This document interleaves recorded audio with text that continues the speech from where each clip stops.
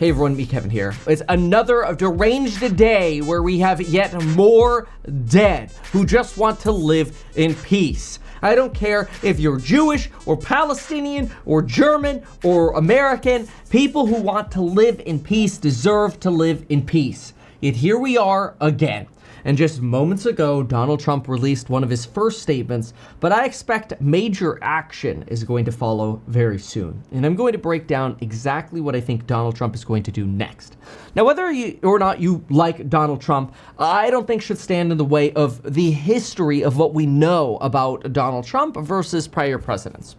Let's go back to Obama, for example, and then we'll talk about the details of these shootings, the 11 killed in Sydney, Australia at Bondi Beach. This is absolutely devastating. We're going to talk about this. We're going to look at the actual site of the disaster and the hell. We're also going to briefly catch you up about now that we have a shooter in his 20s in custody from the Brown shooting. A suspected shooter. We don't know yet with confirmation. And we've also got to talk about the 3 Americans just killed yesterday in Syria. Or how about 2.5 weeks ago when a Muslim Afghan shot 2 West Virginia National Guard service members, killing 1. Folks, this is pure derangement. And you know how Obama fought derangement? Obama fought derangement not with red lines. We know that has a reputation for not having worked out very well, though some say everything ended up working out anyway, but that's also really a topic for a different video. There's a lot of debate around red lines. No, Obama was Mr. Drone Strike Man. He got a reputation for the White House debating over 500 different drone strikes, trying to evaluate whether or not their attacks would end up killing innocent civilians as to whether or not they should authorize the pulling of the trigger. So anytime CENTCOM or really any of our commanders had the suspicion that they needed to launch a drone strike against a target, they'd get on the phone with DC and get the green light to do so. But I believe that Donald Trump was elected in part, again, whether you like him or not, I believe that Donald Trump was elected because people look at Donald Trump as somebody who says he's going to surround himself, and we might not like the people he surrounds himself with, okay? Some of them leave something to be desired. But the intention was that Trump would surround himself with people that Trump would empower and then let them make the decisions in a very gloves-off manner. In other words, rather than the White House and a group of lawyers debating every drone strike, or Biden doing nothing in terms of drone strikes, they really scaled back drone strikes a lot after Obama. We think that broadly, Donald Trump would be the kind of president who says, look, we already know the slogan, peace through strength, but what does that mean? It means gloves off. It means let the American military respond and fight and finish the fight against radical terrorists who do not want freedom. That's what these people are. These people with bolt-action rifles. This individual believed to be 24 from Pakistan with a bolt-action rifle, essentially sniping people. In the video footage, you could see what appears to be he's at least decently trained, exchanging hand signals with his cohort, who's an idiot who ended up getting tackled. Thank goodness he ended up getting tackled. I mean, this was actually incredible footage. If you haven't seen it yet, this isn't graphic, but it's worth seeing. I mean, this is just remarkable. Look at this. Look at this. Somebody here standing and hiding behind a car as this individual with a double-barreled shotgun ends up getting tackled. Now, what's worth noting about a double-barreled shotgun, and I'll show the clip in just a moment, but what's worth noting about a double-barreled shotgun is you can load these with different types of ammunition, because I believe, and I don't know this, I've never shot one like this. I've shot many shotguns before, but not double stack.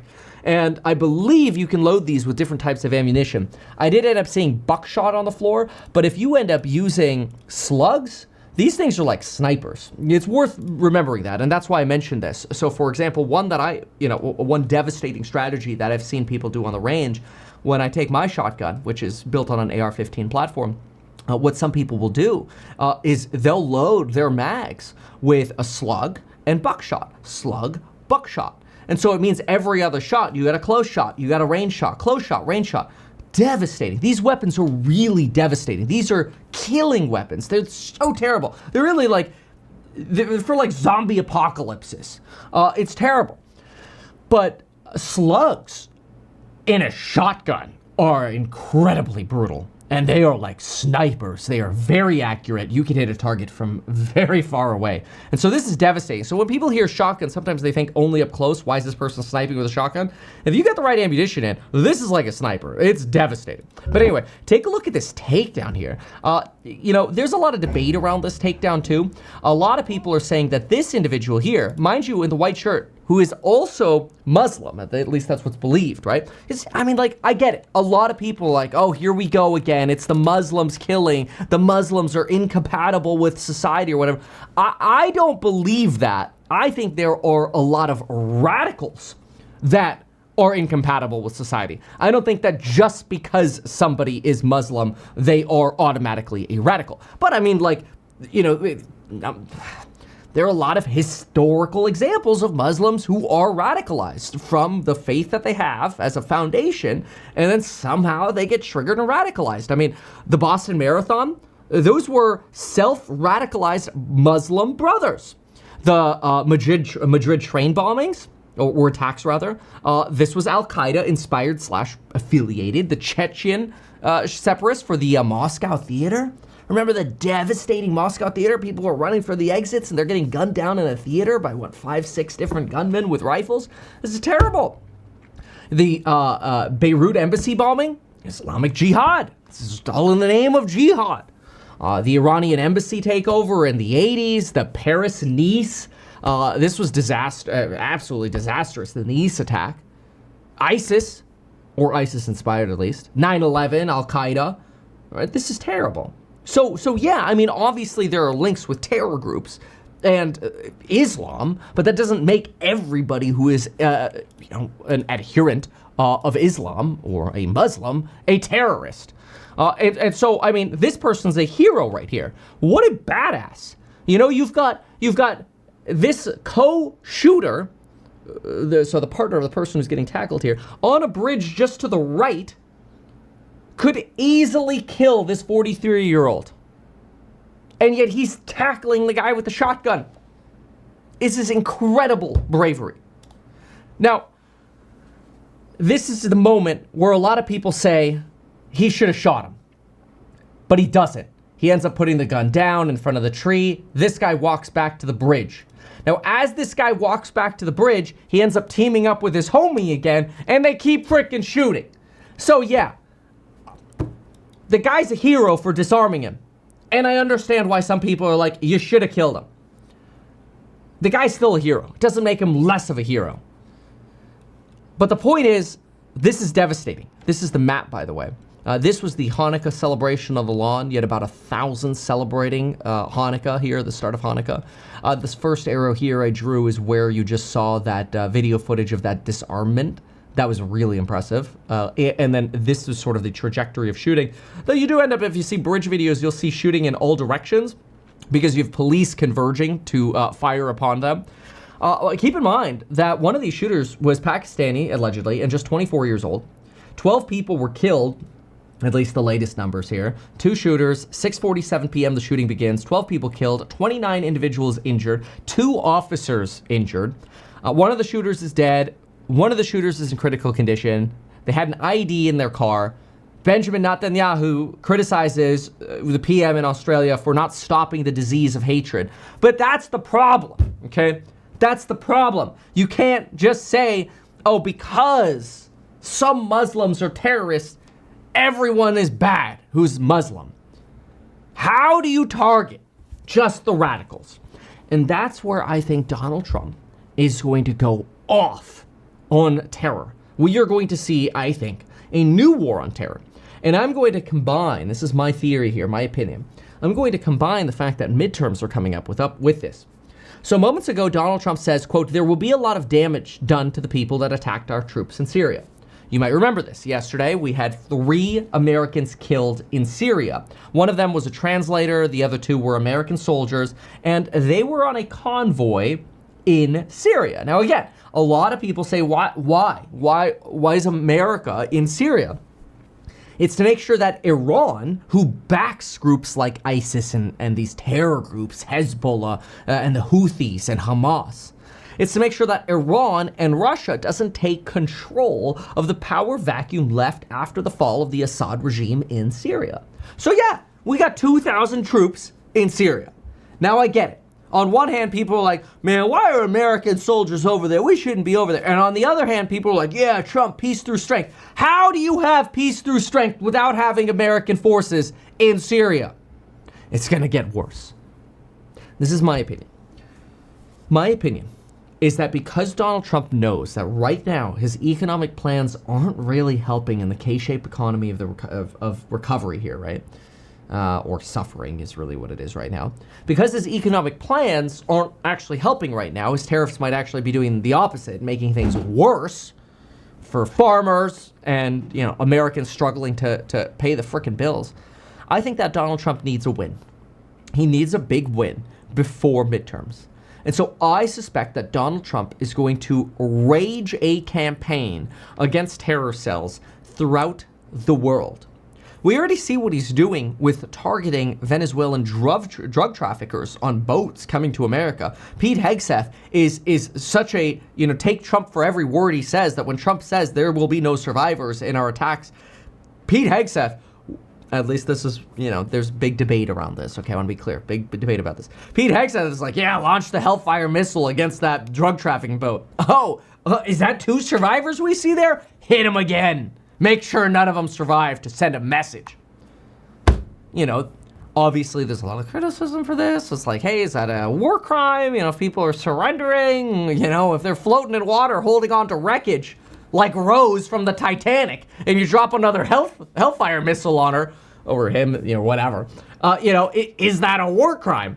And I think while the debate rages over that, I think you have to understand that the Trump administration's point of view is, right now, we don't give a flying F. We are going to stop anything that kills Americans. And I have to say, while I disagree with a lot of Trump stuff, okay, I think there's plenty of money corruption and grift, okay, and I think so much of it is wrong and borderline fraudulent, like these crypto companies, total scam. I'm not calling all crypto scam, right? I'm just like old 5, okay? Let's just be real, okay? At $8 or $9, I'm like, guys, this is a scam. It's going to zero.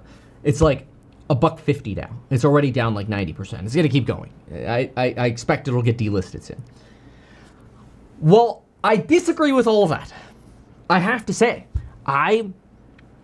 maybe this is a big claim, I would feel safer standing, you know, behind the Trump administration when it comes to peace. Now, I don't know, right? Maybe that's an ignorant claim. Maybe we're just going to end up spawning new wars.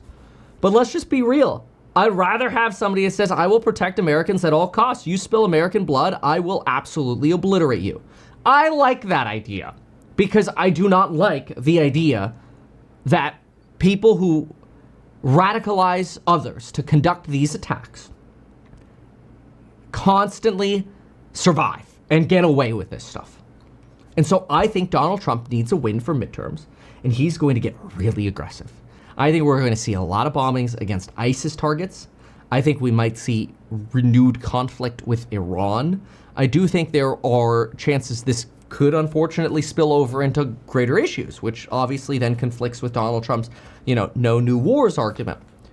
That said, this isn't really a new war. Terror isn't really a new war. These radicalized people who attack free, loving, again, Jews or Americans, I don't really care what you are, what color your skin is. You could be Muslim, you could be Indian, you could be Pakistani. I have nothing bad to say about any other human, unless you're a murderer. Then you're scum. And if Trump's gonna stand up and say, you know what, we're gonna go kill that scum, well then damn it, I support that. Now let's understand a little bit more about what's going on. So we know that Donald Trump has argued, unfortunately, we know that Donald Trump has argued that the Afghan individual who shot our National Guard service members was somebody that was not vetted properly. The problem was he was literally vetted by our CIA and he was authorized, his asylum was granted essentially under the Trump administration. So that doesn't look too good. So Donald Trump actually has a little bit of cleanup to do on that claim. But now the attack in Syria gives Donald Trump a new license to say, all right, we could solve that problem and the Syrian attack with attacks against radical blocs. This radicalization right here, look at this, born August 12, 21. I mean, this person's 24 years old. This is terrible. This is sad. My sister was born in 2003. You know, I've got staff that were born in the early 2000s. And here he is. Somebody wrote this on X. Naveed Akram was the shooter. I worked laying bricks with this guy. He was licensed for firearms. What the heck? Here's an example of the potentially the bolt-action rifle that was used. That was in this photo right here. It's actually kind of interesting to see somebody in a terrorist attack use a bolt-action rifle. I don't think I've seen something like that before. But you know, this is horrible. And obviously we'll get more details in time on this. Regarding the Brown shooting, we know that a person of interest is in custody, and we don't yet know if there was a radical association with this. You've got Laura Loomer trying to argue that, you know, the media is saying this person barged into the classroom and shouted something. That's what the media is saying. And Laura Loomer is saying that what he said was Allah Akbar. Now, God is great, right? We don't know if that's true. Okay, Laura Loomer is not exactly known as the most credible source. She is a very extreme one-sided shill. Let's just call her for what she is. Okay, there is never a desire to indicate any kind of neutrality. Anyway, that said, these shootings are devastating, and Trump's going to act. Now, unfortunately, as a result of this, you also get a lot of Jewish versus Gaza and Palestinian drama that unfortunately boils up in conversation. And I mean, rightfully so. Israel's been attacked relentlessly. Palestinians have absolutely had their homes devastated under mountains of rubble. I think the New York Times did an analysis that indicated that if you took all of the rubble that's in Gaza and you spread it out over Manhattan, every square foot of Manhattan would be buried by 100 pounds of concrete debris. That's insane. But take a listen to this. You know, this person had one take. Oh, sounds like I've got something playing in the background. Let me disable some of those in the background. There we go. All right. Take a listen to this person's take. We can kill the Jews. That's the Jews. Government did nothing. Before Israel did anything. For 3 weeks, Israel didn't do anything. And here, there were marches and celebrations that Jews and Israelis, because not only Jews, all the Israelis were Bedouins killed, Arabs killed, foreign workers killed, German people were killed, like Argentina, everywhere they were killed. And what did Australia do? Our government, Albanese and Penny Wong, gave $25 million to Gaza. Why? To make Hamas stronger and to show people locally that it's okay to kill people? All right, so let's break that down for a moment.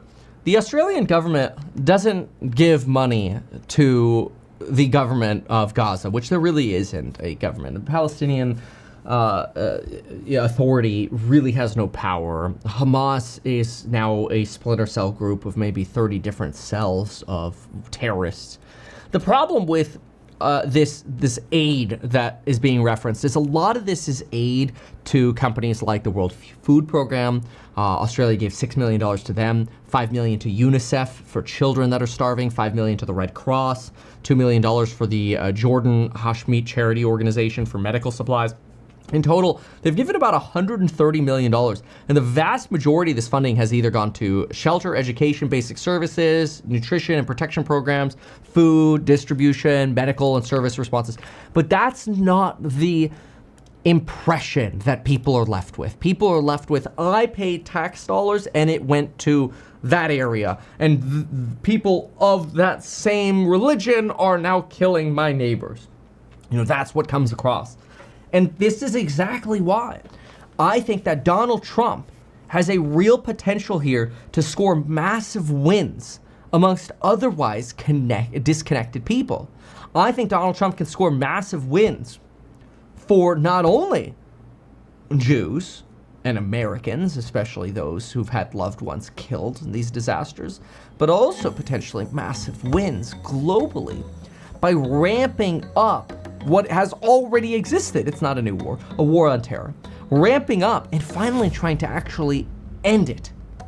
That could help Trump win the midterms. And so when Donald Trump says there will be retaliation, and when he says, quote, will be a lot of damage done to the people that attack troops in Syria, believe him, we might just be getting started. Why not advertise these things that you told us here? I feel like nobody else knows about this. We'll try a little advertising and see how it goes. Congratulations, man. You have done so much. People love you. People look up to you. Kevin Paffrath there, financial analyst and YouTuber. Meet Kevin. Always great to get your take.